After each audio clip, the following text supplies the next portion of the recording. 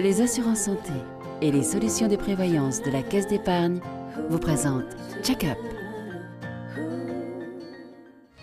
Medialp, 20 points de vente dans la région, de vente et location de matériel de confort médical, vous présente Check-up.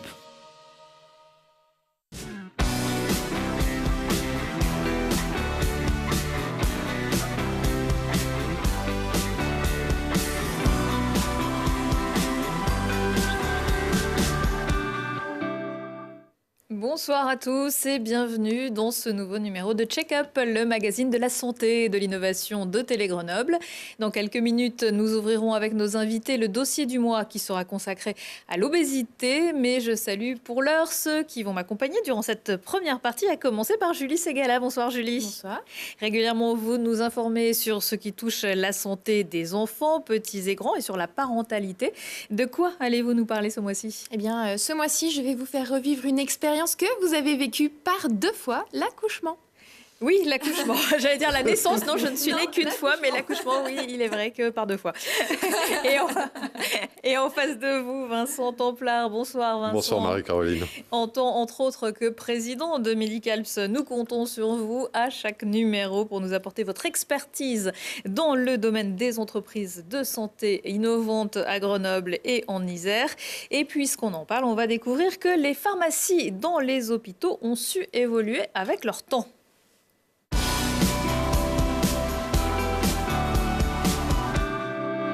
Quand la technologie se met au service de la pharmacie au Suga, les médicaments sont désormais dispensés par un énorme robot au bras articulé.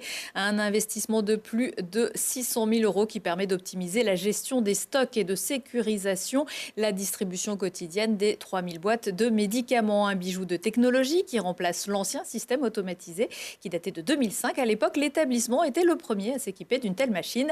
Les explications de Charlotte Faulkner. Diminuer les erreurs médicamenteuses et optimiser les flux, voilà les objectifs du nouveau robot de la pharmacie du CHU.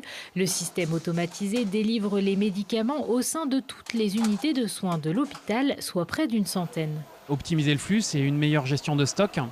Et puis donner des outils pour les professionnels de la pharmacie, qui sont les préparateurs en pharmacie, qui travaillent avec les infirmiers, les médecins, de permettre d'alimenter les services, d'envoyer les médicaments pour les unités de soins directement, en fonction des besoins, de façon réactive et en limitant au maximum les ruptures notamment de process et de stock.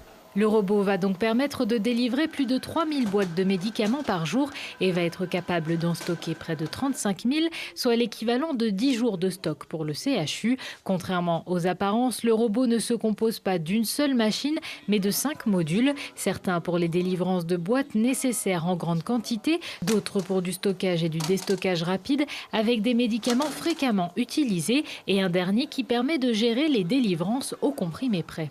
Donc, par exemple, si on ouvre cette boîte, on voit qu'à l'intérieur, du coup, on a ces blisters-là. Voilà. Et donc, en fait, ce module est intéressant et c'est, on va dire, un des principaux apports de notre nouvelle organisation. C'est qu'il nous permet de sécuriser le stockage et la dispensation des médicaments prélevés par le préparateur. Malgré sa précision et ses avantages, des interventions humaines restent obligatoires pour ce nouveau processus. Un premier déclenchement dans les unités de soins, puisque ce sont les infirmières notamment qui vont, sur la base des dotations dans les unités, déclencher les demandes. Et à la pharmacie, on va avoir toujours une validation pharmaceutique pour s'assurer que le médicament est à destination du bon service. En fin de préparation, on a une vérification globale de la caisse. Un robot qui a son importance puisque le budget géré par la pharmacie représente 25% du budget total du CHU, soit près de 135 millions d'euros par an. Alors un investissement de près de 700 000 € pour le CHU Grenoble-Alpes, mais ça les vaut, Vincent? Ça les vaut quand on entend dire que le budget de la pharmacie du CHU, c'est 135 millions d'euros par an, 25% du budget annuel du CHU. Un investissement de 700 000 €, ça peut paraître extrêmement important, mais en définitive, c'est grosso modo, a priori, de l'ordre de 0,5% du budget annuel de fonctionnement de la pharmacie du CHU. Donc ça reste des proportions qui sont modestes.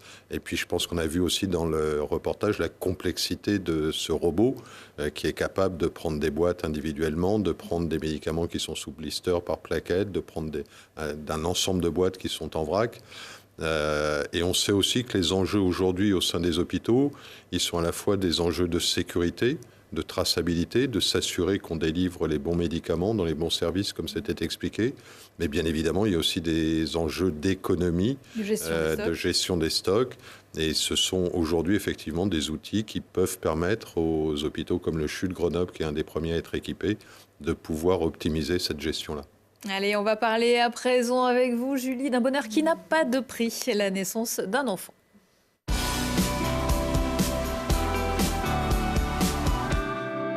Alors c'est une évidence, mettre au monde un bébé, il n'y a rien de plus naturel et pourtant les accouchements dits naturels ne s'improvisent pas. Dans un univers souvent médicalisé, le recours notamment aux antalgiques pour atténuer la douleur des contractions est devenu la norme et on ne s'en plaint pas.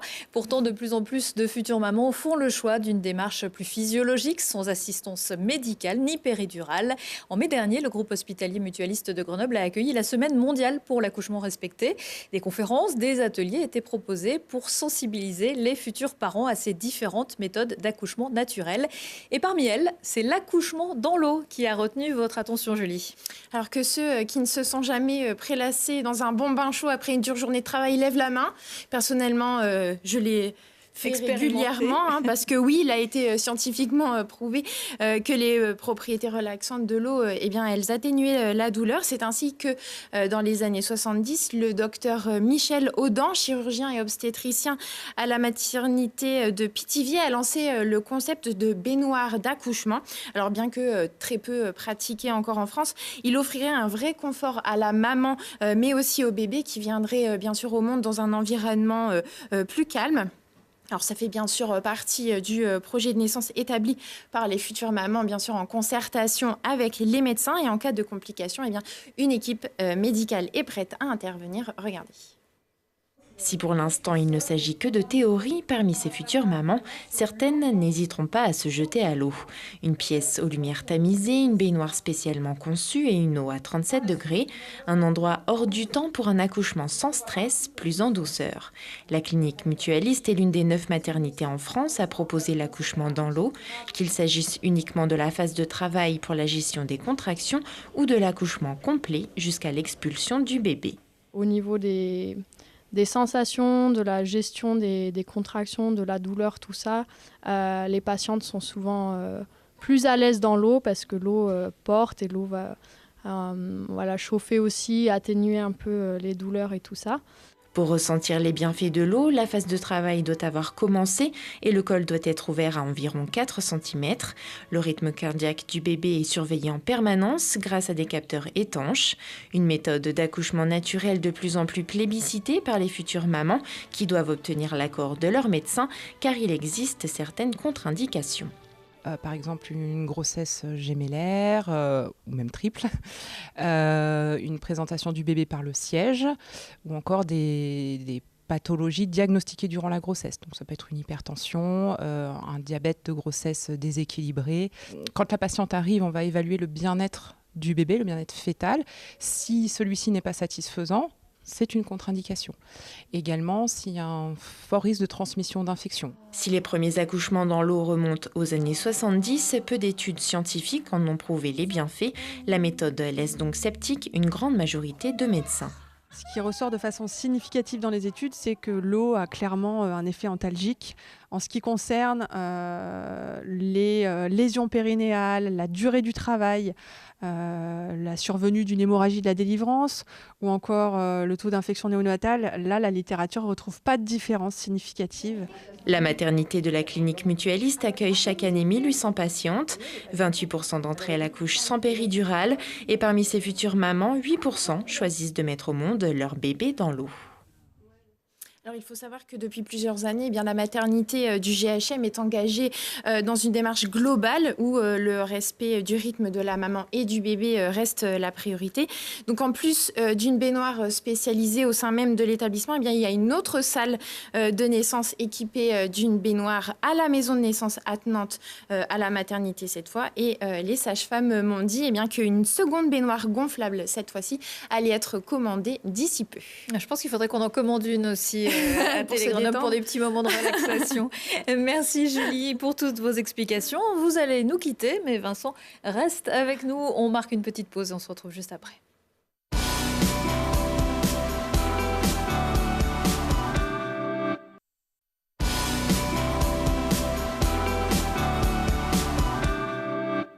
De retour dans Check-up pour parler de l'obésité, ses conséquences, sa prise en charge. Je vous présente mes invités dans une petite seconde.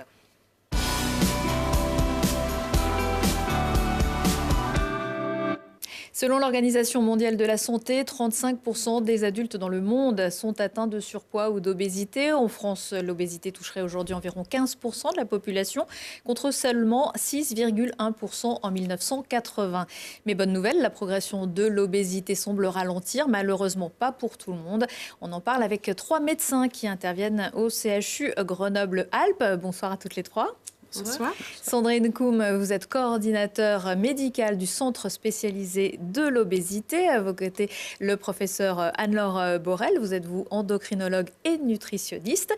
Et puis, à côté de Vincent, le professeur Catherine Arvieux. Vous êtes chirurgien digestif. Et pour débuter, j'aimerais que vous me donniez peut-être une définition de l'obésité. Sandrine Koum ou... Du coup, l'obésité se définit par l'indice de masse corporelle qu'on calcule par le poids divisé par la taille au carré. Et quand cet IMC est supérieur ou égal à 30, on parle d'obésité. Et ensuite, il y a différents grades de défini, mais à partir de 30 IMC, on parle d'obésité.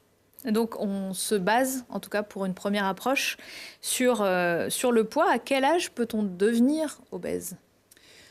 On peut être dans une obésité dès la tendre enfance. Il y a des courbes de poids pour tous les âges. Après, chez l'enfant, l'obésité se définit selon différents critères. Éventuellement, celui de la courbe de poids qui mène à un indice de masse corporelle de 30 à l'âge adulte, ou alors en étant au-dessus, ce qu'on appelle des déviations standards des carnets de santé. Les parents connaissent bien ces carnets de santé. On est au-dessus des courbes pour le poids. On peut définir qu'un enfant risque de devenir obèse ? Alors, dans la cinétique du poids, il y a différents éléments qui peuvent alerter les médecins ou les médecins scolaires, qui sont ce qu'on appelle le rebond précoce d'adiposité. Les enfants ont tendance à s'affiner, à mincir entre l'âge de 1 an et 6 ans, avec ce qu'on appelle ensuite un rebond d'adiposité. Ils deviennent naturellement un peu plus adipeux, avec un peu plus de tissu gras, à partir de l'âge de 6 ans. Si ce rebond se fait avant, c'est un signe que quelque chose est en train de se passer. Et puis, bien sûr, c'est de regarder les courbes. Est-ce que l'obésité concerne autant les hommes que les femmes ? Oui, la prévalence, elle est égale entre les hommes et les femmes. Elle est à 15% dans les deux cas. Après, elle ne se répartit pas forcément de la même manière chez les hommes et les femmes, avec une répartition du gras qui joue beaucoup dans le risque pour la santé. Parce que toute personne en obésité n'a pas forcément un risque majeur pour sa santé. Il y a une distribution des graisses qu'on appelle périphérique, qui se met sous la peau, qui ne donne pas de maladies métaboliques comme le diabète, l'hypertension, etc. Alors qu'à contrario, lorsque l'excès de gras se porte autour du tube digestif, eh bien là, on a souvent tout un cocktail de maladies qui va avec, que les personnes connaissent bien, diabète de type 2, voilà. Hypertension. On va y revenir. Avant de poursuivre, je vous propose de regarder un petit micro-trottoir. Notre journaliste Lina Badreddine est allée demander à des visiteurs du CHU ce que c'était pour eux l'obésité. Pour moi, l'obésité, c'est quand les personnes sont très fortes et que malheureusement, elles n'arrivent pas à maigrir par leurs propres moyens en faisant un petit régime, comme on peut le faire des fois l'été avant le maillot de bain, quoi. C'est le fait d'avoir un corps qui ne correspond pas forcément à ses attentes et puis peut-être dû au fait qu'on mange un petit peu trop ou un petit peu pas comme il faut, que les aliments ne sont pas toujours bien choisis et qu'on se dirige vers une bouffe facile, le fait de manger rapide, de manger... ce qu'on appelle bon, parce qu'au goût c'est bon et finalement pour le reste pour le corps et pour la santé c'est pas très très bon, quoi. Après c'est comment on se sent nous dans son corps. Si quelqu'un d'un peu enveloppé se sent bien comme il est, après il y a la forme de la maladie aussi. Il y a une forme d'obésité qui est liée à des maladies et là, les personnes n'y peuvent rien. Alors, c'est vrai que souvent, on a tendance à critiquer quand on voit dans la rue une personne bien enveloppée qui en plus mange une glace. On dit « Oh là là, celle-là, elle devrait faire des efforts ». Mais si ça se trouve, c'est son seul plaisir qu'elle a dans la vie. Ça peut être dû à une maladie qui fait que le corps ne régule pas correctement et qu'on prend du poids. Ça peut être dû à des médicaments. Ça peut être dû à l'inactivité. Et ça peut être dû aussi au fait de l'alimentation. Alors, est-ce que vous êtes étonné par ce qu'on vient d'entendre ? Moi, je suis agréablement surprise. Les gens en savent beaucoup, finalement, sur cette maladie. Il y a des choses vraies dans ce qui vient d'être dit. Il y a aussi, on l'entend, je dirais pas des idées reçues, mais des idées qu'on se fait sur l'alimentation d'une personne obèse. Effectivement, il y a une chose qui est simple dans l'obésité, c'est que la prise de poids, à un moment donné, correspond à une prise d'énergie sous forme alimentaire. C'est le premier facteur, la première cause, l'alimentation. Non, je dirais que ça, c'est le plus simple à comprendre, c'est que les apports dépassent les dépenses. On n'est pas dans une balance équilibrée entre ce qu'on apporte comme énergie dans son corps et ce qu'on dépense. Après, les raisons qui font qu'on est conduit à ça sont très variées, différentes d'une personne à l'autre. Et on avait une des personnes interrogées qui le disait bien. Parfois, le début de l'obésité, c'est la prise d'un traitement qui va favoriser, ouvrir l'appétit. Parfois, c'est l'histoire de vie, avec quelque chose qui a été très dur à vivre et qui fait que l'alimentation a pu jouer un rôle de réconfort. Et puis parfois, c'est l'arrêt du sport, par exemple. On a beaucoup de sportifs qui sont venus nous consulter. Les causes initiales sont variées et on est sur une maladie qu'on appelle polyfactorielle, c'est-à-dire qu'il y a aussi des facteurs génétiques, il y a aussi des facteurs environnementaux qui peuvent jouer et toutes ces raisons-là s'additionnent. Les facteurs génétiques, si on a des parents qui sont obèses, on a plus de risques de devenir obèse ? Alors, Sandrine, Alors, ça peut, on le recherche en fait quand on reçoit un patient obèse, parce qu'en fait, on recherche à la fois l'obésité familiale, le diabète de type 2. Ça peut être quelque chose qui entre en jeu, qui peut être favorisant, mais c'est jamais le seul facteur causal dans une obésité. Il faut s'intéresser aux autres facteurs également. Il peut être question de stress aussi ?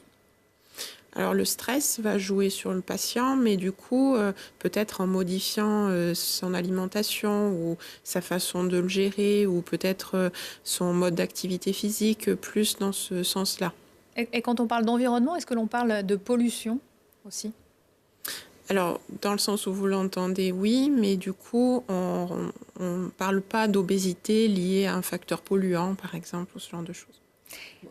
Oui, par rapport au sport, la première intervenante l'a dit, c'est des patients qui sont forts, elle entendait fort d'une certaine idée, mais c'est aussi des patients qui sont très forts physiquement, puisque les patients obèses portent beaucoup de poids.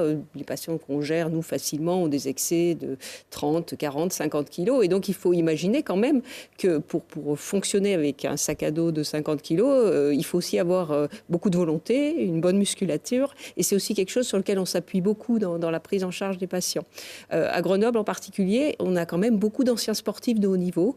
Et dans la spirale un petit peu de l'obésité très, très, très classique, on a la personne sportive de haut niveau qui faisait 2 ou 3 entraînements par semaine et des matchs le week-end pendant toute sa vie, parfois, qui a commencé à l'âge de 6 ans jusqu'à l'âge de 18 ans. Et puis, il va arriver la profession, l'emploi, la nécessité de ralentir. Et donc, la personne va avoir été habituée à manger une certaine quantité par rapport à ses dépenses caloriques qui étaient très élevées. Et donc, va se mettre à grossir. Et en général, les personnes qui font ça, les sportifs, ce qu'ils vont faire, ils vont reprendre le sport, reprendre l'activité, mais avec un surpoids, et donc ils vont se blesser.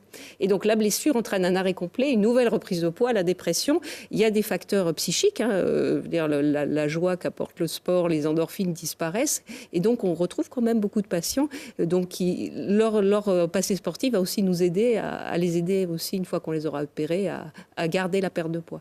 Est-ce que les régimes peuvent aussi être un facteur, l'impact des régimes ? Il y a une dame qui parlait tout à l'heure du petit régime qu'on fait avant l'été. Est-ce que parfois ça peut être le mal pire que le bien ? Oui, ça commence à être de mieux en mieux connu, heureusement, mais les régimes restrictifs sont absolument catastrophiques finalement pour la prise de poids. Nous, on a suivi des personnes qui n'avaient pas vraiment d'excès de poids et à partir de ces 2 kilos qui dérangent les gens juste avant l'été, ont commencé leur premier régime restrictif qui les a mis dans une spirale de ce qu'on appelle l'effet yo-yo, où finalement les régimes, les uns enchaînés derrière les autres, créent de la prise de poids. Parce qu'un régime c'est forcément se mettre en situation d'apporter moins d'énergie à son corps que ce qu'il n'en demande, sinon on ne perdrait pas de poids. Et notre corps n'est pas du tout d'accord avec ça, parce que lui, son objectif, c'est de rester à l'équilibre. Il ne vous viendrait pas à l'idée, si vous avez transpiré 1 litre et que vous avez soif, de ne pas répondre à cette soif. Eh bien, c'est pareil normalement pour le poids. Donc quand on fait un régime où on se restreint alimentairement, on inflige un peu cette même souffrance à son corps qui ne va pas se laisser faire très longtemps. Et donc le corps finit par faire lâcher à ces personnes leur régime, reprendre le poids qu'ils ont perdu un peu artificiellement auparavant. Et puis comme on n'a pas bien le moral quand on reprend du poids, qu'on ressent des émotions négatives, on va être conduit à avoir une alimentation émotionnelle plus importante qui nous conduit à dépasser le poids initial. Et puis comme on a repris du poids, la spirale continue. Et la spirale qui peut avoir des conséquences, voilà, pas seulement une prise de poids importante, vous l'avez évoqué tout à l'heure, du diabète, de l'hypertension. Alors oui, dans l'obésité, on a donc, selon la répartition de l'adiposité, un risque plus important de développer certaines maladies. Ce n'est pas toutes les personnes. Beaucoup de personnes ont ce qu'on appelle une obésité métaboliquement saine et n'ont aucune de ces maladies parce que leur gras s'est réparti plutôt sous la peau. Mais pour les personnes qui n'y peuvent rien et qui, elles, portent cette adiposité autour du tube digestif, eh bien là, oui, il y a un risque de maladie. Diabète type 2, hypertension artérielle, apnée du sommeil, la NASH, qu'on appelle aussi en français la stéatohépatite dysmétabolique. Et ces maladies-là vont se retrouver souvent agglomérées chez les mêmes patients parce qu'ils ont tous le même facteur initial qui cause ça, c'est d'avoir ce gras plus précisément autour du tube digestif. Ça peut être aussi une prédisposition pour certains cancers ? Alors, il y a certains cancers qui sont plus fréquents dans l'obésité. Chez les femmes, c'est ceux où les cancers sont dépendants des œstrogènes. Donc, c'est le cancer du sein, de l'endomètre, par exemple. Et chez les hommes comme chez les femmes, c'est des cancers qui sont liés à ce qu'on appelle l'insulinorésistance et notamment le cancer du côlon. Et c'est une chose auquel tous les intervenants en santé doivent être sensibilisés. Alors des conséquences physiques, mais aussi psychologiques. Vous vous occupez également de ça, cette prise en charge psychologique ? Oui, du coup, CSO Grenoble-Arc-Alpin, on est une équipe pluridisciplinaire. Donc, on est une équipe de médecins. Donc, du coup, il y a aussi le professeur Reich, le docteur Vian qui interviennent avec nous, des diététiciennes, des psychologues, une kinésithérapeute, des infirmières. Donc tout ça est fait du coup pour prendre en charge le patient dans sa globalité, aussi s'il a eu des souffrances, aussi si certains facteurs psychologiques qui ont pu se passer dans sa vie ont influencé son poids. Donc tout ça, bien sûr, c'est pris en compte. Alors, à l'occasion de la journée de lutte contre l'obésité qui a eu lieu récemment au CHU, Lina Badreddine a interrogé des membres de l'association L'Envolée du Jérôme, une personne qui a souhaité rester anonyme. Pourquoi il faut être sensibilisé? C'est surtout que les gens ils peuvent mieux se mouvoir quand ils ont des kilos en moins. Et puis, même dans leur vie de tous les jours et leur vie professionnelle, d'avoir de l'obésité, ça engendre des problèmes au quotidien, même au niveau carrière, etc. Donc souvent, les gens, c'est pour ça aussi qu'ils veulent changer d'apparence et puis se sentir certainement mieux d'abord dans leur corps. Nous, l'association, on est là pour les aider à savoir ce qu'ils ont vraiment envie de faire ou pas, les aider en leur disant que si on se fait opérer, effectivement, en perdant du poids, on se sent mieux, on arrive à refaire des activités physiques. Souvent, les gens n'avaient plus d'activité physique parce qu'il faut savoir que si vous vous amusez à marcher avec 4 ou 5 packs de lait de 6 litres, vous pouvez imaginer quelqu'un qui est mince, qui fait ça. Souvent, il dit « Oh, mais moi, je ne pourrais pas ». Un obèse, c'est toute la journée qui circule avec ses packs de lait. Voilà. C'est ce que vous nous disiez, professeur Harvieux. Il y a quelques minutes, on comprend que cette femme souhaite aider les autres, mais en même temps, c'est une vraie souffrance. Oui, mais en même temps, comme elle-même, elle l'avait travaillé auparavant, elle en a fait du coup une force et elle la met au service d'autres patients maintenant au sein de l'association. Voilà, on parle aujourd'hui de grossophobie. On l'a vu un petit peu sur les petites affiches, gros et alors. C'est un phénomène important, ce rejet du gros. Tu veux... On peut en parler toutes les deux, vas-y, je te laisse commencer. En fait, du coup...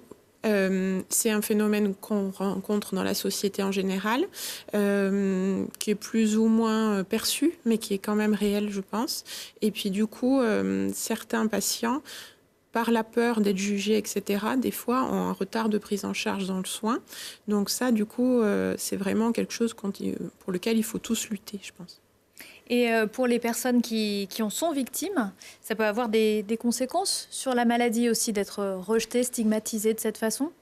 Oui, il faut bien voir que ce qu'on appelle grossophobie est un rejet franc, une agression c'est parfois pas simplement très directe. une moquerie, c'est vrai. Ça va vraiment très très loin. Hein. Ce que les gens rapportent, qu'ils ont pu entendre, croiser dans la vie quotidienne, y compris d'ailleurs de gens qui parfois devraient être bienveillants à leur rencontre dans le soin. Hein. Ça existe aussi dans le corps médical ou dans le corps soignant.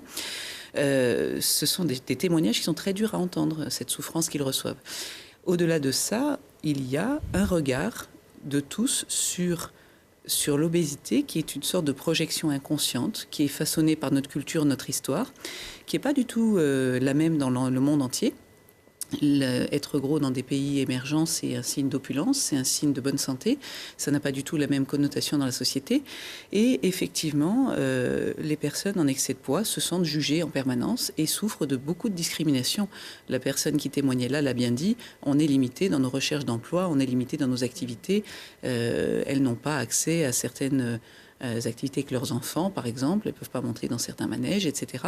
Donc il y a des choses qui sont intentionnelles, il y a des choses qui sont liées au fait que le matériel médical ou de loisirs peuvent ne pas être faits pour leur taille.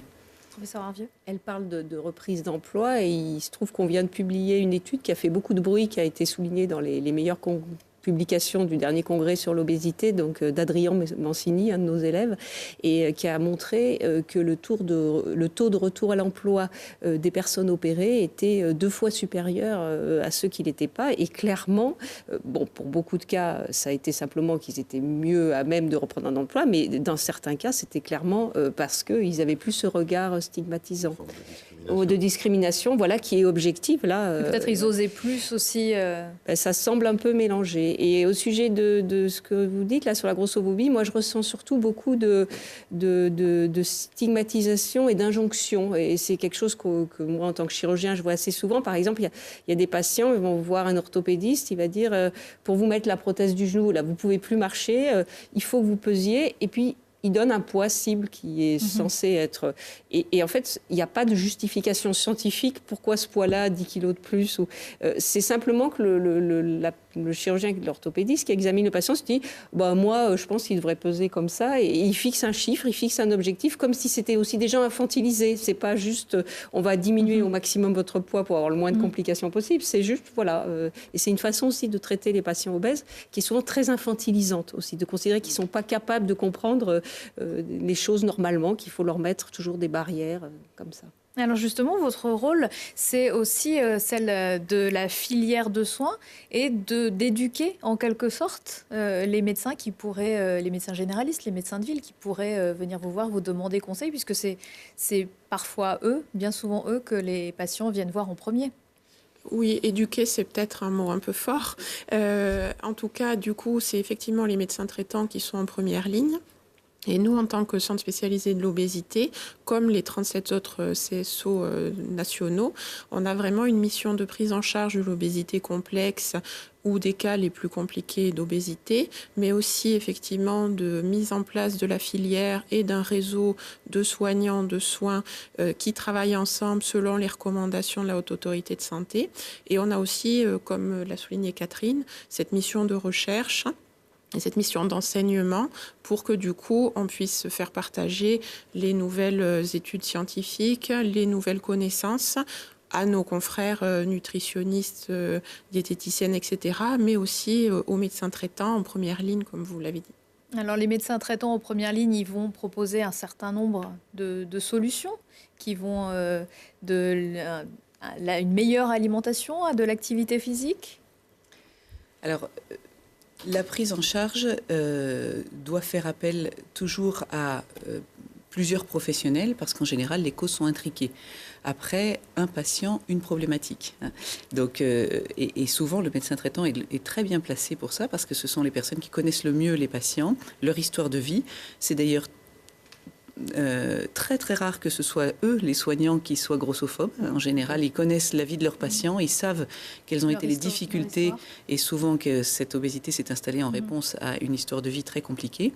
Et donc, ils ont beaucoup de bienveillance en général. Et à partir de là, effectivement, on va avoir besoin en priorité d'une prise en charge psychologique, en priorité d'une prise en charge diététique ou bien des deux ensemble, de le remettre à l'activité physique, mais pas pour tout le monde parce qu'on a aussi des patients en obésité qui sont toujours très actifs physiquement en dépit de la difficulté.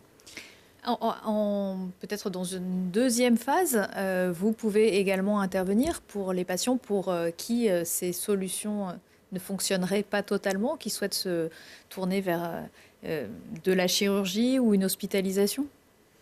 Alors, il peut leur être proposé 2 sortes de prise en charge. Une prise en charge médicale, soit sous forme de consultation orientant un petit peu vers ce dont le patient a besoin, soit une forme d'hospitalisation de jour, ou alors un parcours médico-chirurgical où du coup le patient va être préparé médicalement avec la diététicienne, la kiné, la psychologue et toute l'équipe durant un parcours d'au moins 6 mois puisque c'est les recommandations. Alors pourquoi ce parcours doit-il durer 6 mois? C'est un minimum. Ouais. C'est un minimum, mais c'est très compliqué de changer des habitudes qui se sont installées en une vie entière et de faire des révolutions sur votre mode de vie en seulement 6 mois. Après, les personnes qui viennent nous voir sont extrêmement motivées. Lorsqu'elles ont décidé d'avoir un projet chirurgical qui n'est quand même pas une promenade de santé, c'est que leur motivation est extrêmement forte. Et finalement, souvent, il y a une très forte volonté de changement parce qu'elles réalisent bien qu'elles n'ont pas envie de faire cette prise de risque qu'est la chirurgie pour avoir un risque de rechuter ensuite. Et pour que la chirurgie fonctionne, eh bien, il faut avoir retravaillé sur les raisons qui, à l'origine, ont créé le poids, puisque si ces raisons n'ont pas été comprises, n'ont pas été travaillées, elles peuvent très bien se reproduire après la chirurgie et conduire à un échec. La chirurgie n'est pas le remède miracle. Ça ne va pas tout seul, en tout cas. Ah non, sûrement pas. Non. D'ailleurs, en pratique, si on regarde un peu dans le passé, il y a eu beaucoup d'anneaux gastriques qui ont été mis, on va dire, dans la plupart des cas, avec très peu de préparation. Et on sait qu'actuellement, en France, on en enlève plus qu'on en met et que les résultats à 5 ans sont vraiment quasiment nuls. Donc, on ne peut pas faire de la chirurgie comme ça chez des patients qui n'ont pas fait un parcours avant parce que l'échec est quasi inéluctable, on va dire. Est-ce qu'il est important ou peut-être nécessaire parfois de couper le patient de son environnement quotidien? Non, à part si cet environnement est dangereux dans l'immédiat. S'il est exposé à un risque particulier. Après, les patients peuvent avoir eu des histoires compliquées ou être encore dans des histoires de vie complexes, mais ces choses-là se travaillent pour qu'elles se changent avec de la progressivité, puis en accord avec leur entourage. Après, bien entendu, là, on ne parle pas de situation extrême où les gens pourraient être en danger. Bien sûr. Il y a plusieurs techniques de chirurgie bariatrique. Vous avez parlé de l'anneau gastrique, on y reviendra dans un petit moment. Et je vous propose à présent de regarder un reportage sur la technique du bypass qui a été réalisé par Olivier Escalon à la clinique des Cèdres à Échirolles. Le bypass gastrique, c'est une intervention qui consiste à réduire la taille de l'estomac et à connecter directement la partie moyenne de l'intestin grêle sur la partie préservée de l'organe. Cette opération est courante en matière de chirurgie bariatrique, une discipline qui consiste à réduire l'absorption des aliments, diminuant de fait l'apport calorique journalier. Elle apporte un remède médical à l'obésité. Cette spécialité se distingue d'autres pratiques chirurgicales par la nécessité d'une action pluridisciplinaire en amont et en aval de l'intervention pour maximiser ses chances de succès sur le long terme. C'est un suivi pluridisciplinaire. On a une équipe dédiée composée de médecins nutritionnistes, de psychologues, de cardiologues, de gastroentérologues, de pneumologues, d'anesthésistes et de kinés qui font de la rééducation à l'effort, qui préparent les patients pour des changements fondamentaux dans le mode de vie afin d'éventuellement pouvoir leur proposer une chirurgie. C'est un parcours qui est préopératoire d'un minimum de 6 à 12 mois avant de pouvoir proposer cette intervention. Et ensuite, dans un second temps, ça induit un suivi sur toute la vie avec cette même équipe dédiée. Spécialiste de la chirurgie bariatrique, le docteur Sténard arrive à la clinique des Cèdres en juin 2018. Les mois qui suivent, il impulse la création d'un pôle dédié. Une trentaine de professionnels de santé se joignent au projet. Une partie du personnel, infirmières et anesthésistes notamment, suit des formations pour adapter la pratique au public en obésité. Il existe déjà 2 services bariatriques à Grenoble, mais la demande excède l'offre de ces établissements et de nombreux patients vont se faire soigner dans les départements voisins. Si vous avez 100 km à faire tous les mois ou toutes les semaines pour aller voir les praticiens qui vous ont pris en charge, au bout d'un moment, cet éloignement va fatiguer les patients, ça, on s'en rend bien compte, et donc du coup va être un frein au suivi. Et donc si c'est des patients qui se sentent très bien, qui se disent finalement je vais bien, ils vont avoir tendance à rompre ce suivi parce qu'ils ont ces contraintes-là. Donc ça c'est la première chose. Proximité, on va faire baisser les contraintes et donc améliorer, je pense, le suivi. Dans cette optique, la clinique des Cèdres envisage la création d'ici 2020 d'un lieu dédié à la bariatrie, où les patients trouveront tout l'accompagnement et le suivi nécessaire au succès d'une chirurgie. Alors ça, c'est la technique du bypass. Il y en a d'autres. Quelles sont ces autres techniques et puis leurs avantages et leurs inconvénients, on va dire? D'accord. En pratique, donc, il y a actuellement 3 techniques qui sont proposées par l'HAS, on va dire qui sont autorisées, qui sont validées, en sachant que l'anneau gastrique est encore une technique qui est proposée, mais qui est pratiquement abandonnée, pour les raisons qu'on connaît maintenant, qu'elle n'est pas efficace sur le long terme, et qu'en plus qu'elle empêche de faire une deuxième intervention bariatrique dans des bonnes conditions.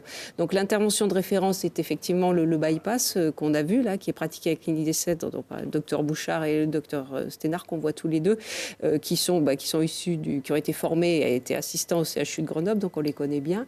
Et c'est la technique, on va dire, que nous on considère un peu la référence, je pense, pour une majorité de patients, en tout cas quand elle est possible, parce que c'est celle qui apporte le plus de confort digestif aux patients après sur le long terme, et probablement la meilleure perte de poids. La technique qui est le plus pratiquée en France, c'est pas le bypass, c'est la sleeve, qui est donc une réduction de l'estomac. Sleeve, ça veut dire manche, donc sous forme d'une forme de chaussette, on va dire. Donc on enlève une grosse partie de l'estomac, donc il y a un effet de satiété plus précoce, et ça permet aux patients de maigrir de façon en général assez importante.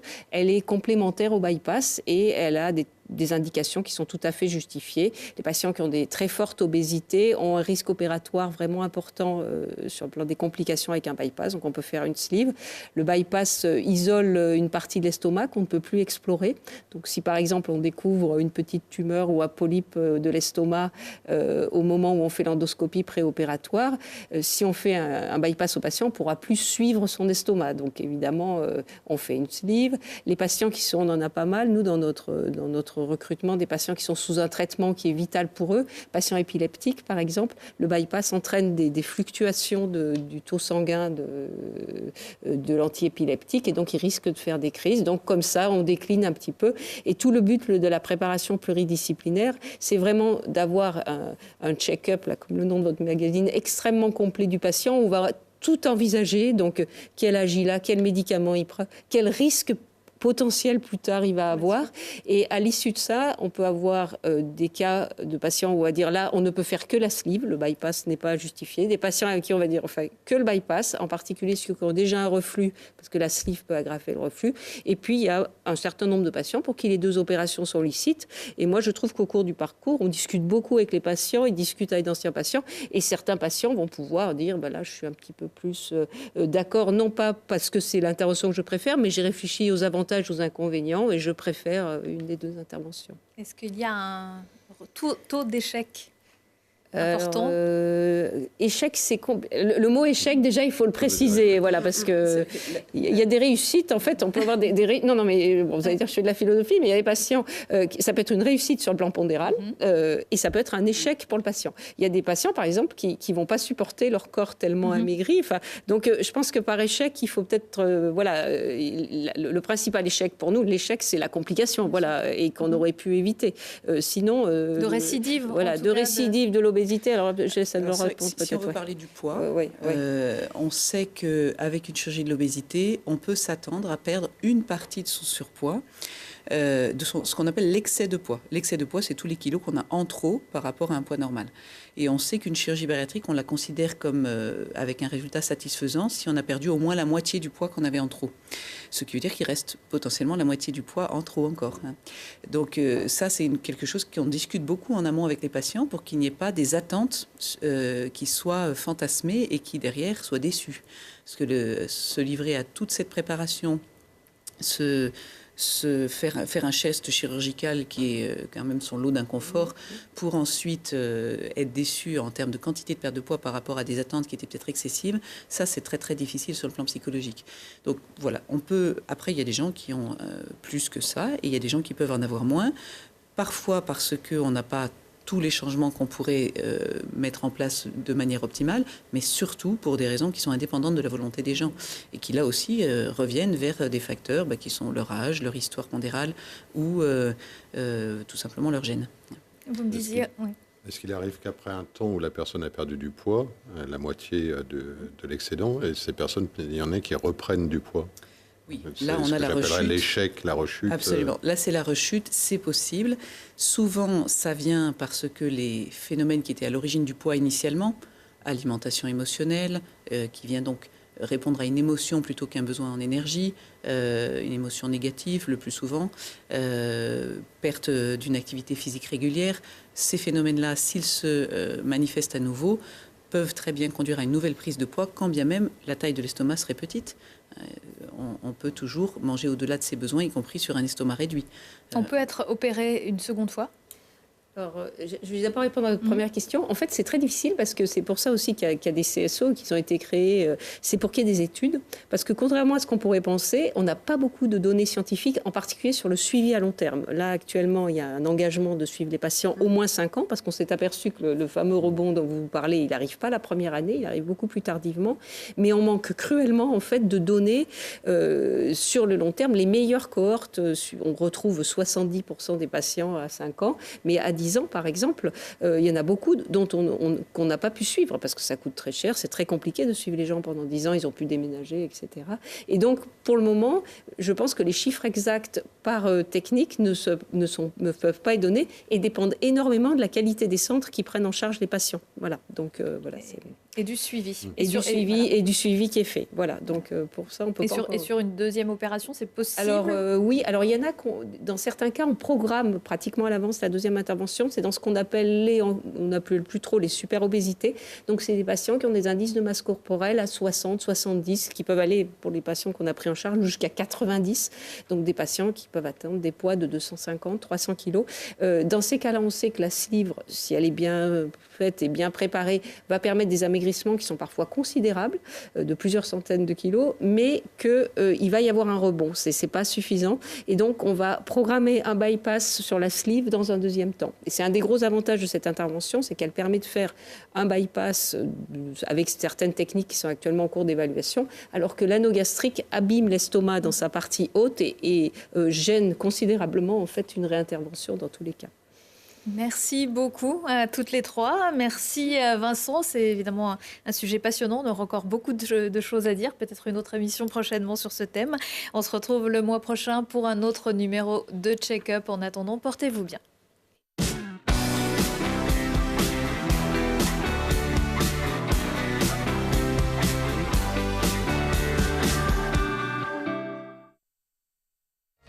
Medialp, 20 points de vente dans la région, de vente et location de matériel de confort médical, vous a présenté Check-up. Les assurances santé et les solutions de prévoyance de la Caisse d'épargne vous ont présenté Check-up.